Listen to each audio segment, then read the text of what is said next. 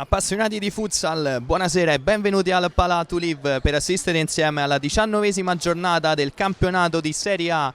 In campo questa sera Cyber Telaniene, che attaccherà dalla vostra destra alla sinistra in completo interamente giallo.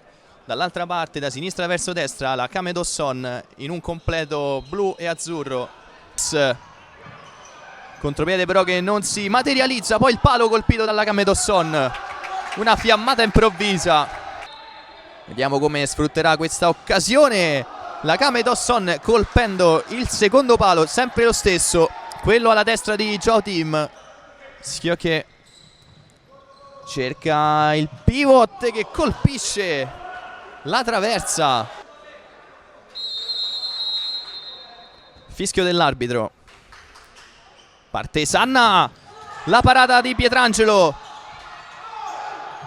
Poi sfuma l'occasione. Tunnel, parte Schinina, un 3 contro 2. Villalba prova il tiro, Edu Villalba, e trova una bellissima rete che vale il vantaggio giallo-nero.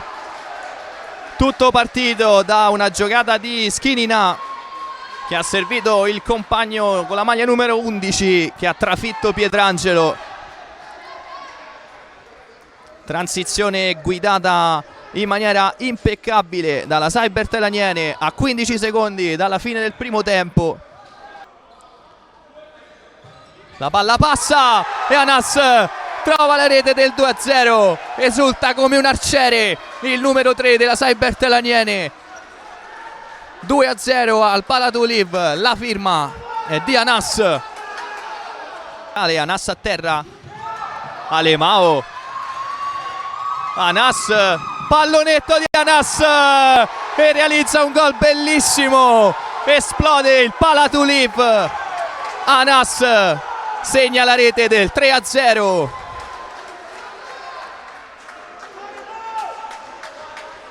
Sia da una parte che dall'altra per trovare il pertugio giusto. Bertoni lo trova lui.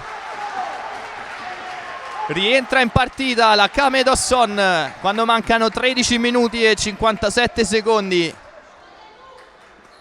La sassata di Bertoni sotto la traversa, trafigge Joao Team.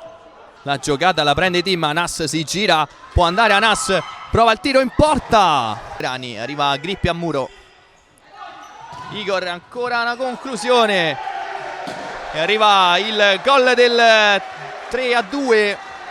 Siglato da Vieira, lasciato colpevolmente solo sulla riga di porta. Arriva la sirena. Vince la Cyber Telaniene per 3-2 contro la Kame Dosson.